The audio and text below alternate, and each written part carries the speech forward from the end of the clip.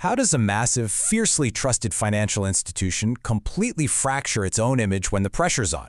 Welcome to today's Explainer, where we're dissecting an absolute classic in corporate crisis management, the 2016 Wells Fargo fake accounts scandal. It's honestly a fascinating question, right? I mean, how does a bank founded way back during the 1850 California gold rush, a brand built entirely on a rock-solid reputation of safely handling people's money, just dismantle its legacy almost overnight? Well, we're going to explore exactly how a wildly toxic sales culture collided with a spectacularly botched PR strategy to completely derail a 164-year-old brand. Section 1. The stagecoach stalls. Let's look at how things went from Main Street to a boiler room. There is a massive chasm between the executive suite and the intense, gritty, frontline reality of retail banking. Wells Fargo leans so heavily into their folksy 1852 stagecoach origins. They really position themselves as this solid, reliable Main Street lender. Their CEO, John Stump, was literally celebrated as Banker of the Year in 2013. But the reality on the ground, it was toxic. You had tellers making just $12 to $16 an hour, facing absolutely relentless pressure to hit astronomical sales numbers. So while the lowest level workers struggled and thousands were literally fired, the CEO's personal stock holdings gained an estimated $200 million in value. It's a textbook say-do gap. Moving to Section 2.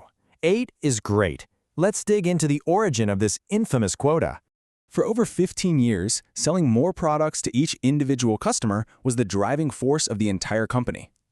To put this in perspective, other big banks averaged fewer than 3 accounts per customer, but Wells Fargo, they set a rigid, non-negotiable target of 8. And why 8? Well, when CEO John Stump was asked this, he actually wrote right there in the 2010 annual report, the answer is it rhymed with great.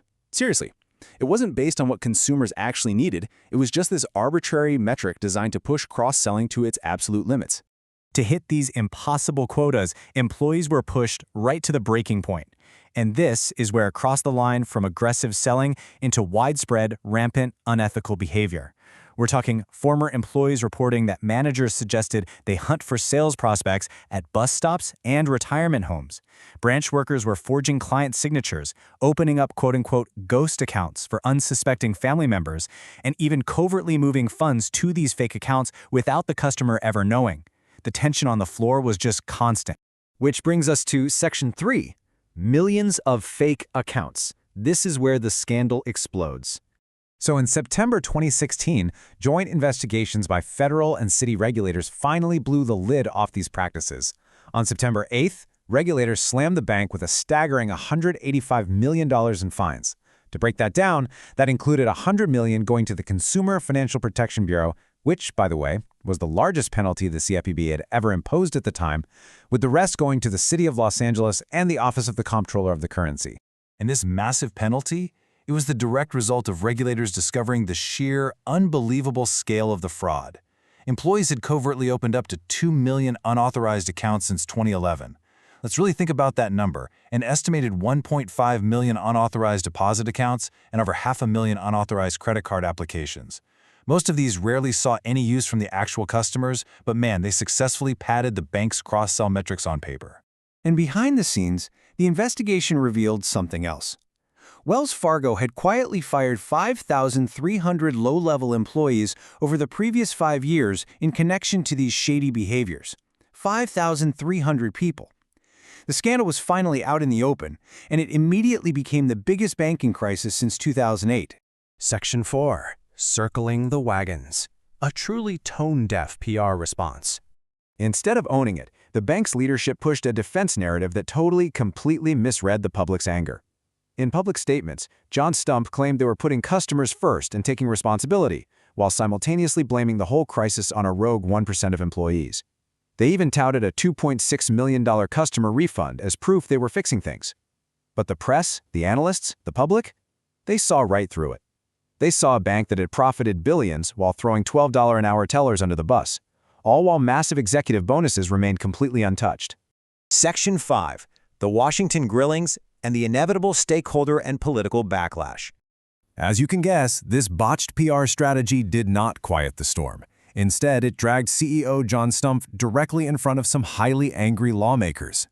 During a widely viewed Senate Banking Committee hearing on September 20th, Stump faced hours of intense grilling. Senator Elizabeth Warren delivered a blistering critique of his claims of full accountability, looking right at him and calling his approach gutless leadership. In that footage, it went totally viral. During that hearing, Senator Warren systematically dismantled his defense by laying out exactly what his version of accountability actually looked like in practice. Despite all his public apologies, he hadn't resigned. He hadn't returned a single nickel of his personal earnings, which, by the way, had skyrocketed during the scam. And, most tellingly, he hadn't fired a single senior executive who actually oversaw the fraud. Lawmakers really hit the nail on the head here. If a frontline teller stole a $20 bill, they'd face criminal charges. But the executives who squeezed those tellers into committing widespread fraud, they were walking away rich. Section 6. A new driver. The complete collapse of leadership.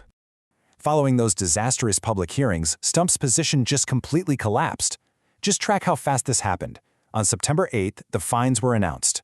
By late September, he was getting publicly shredded in Congress. The pressure grew so intense that on September 27th, independent board members finally stepped in and clawed back $41 million in unvested equity awards from Stump. Finally, on October 12th, Stump abruptly resigned and Chief Operating Officer Tim Sloan was promoted to CEO. Think about that. In just over a single month, the architect of the bank's modern era was gone. Now, the market reacted somewhat positively to the initial change in leadership, with the stock ticking up about 2%. But internally, the bank still faced a mountain of communication challenges. Literally 2 days after taking the job, new CEO Tim Sloan faced deeply skeptical analysts on a quarterly earnings call, who grilled him on customer retention metrics that the bank still couldn't provide.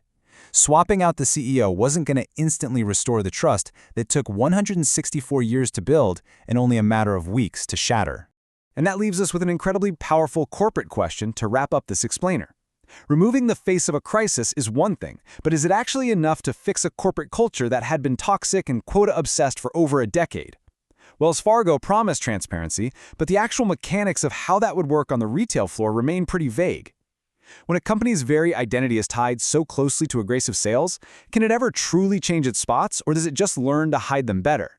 Keep that in mind the next time a massive brand promises you they're putting the customer first,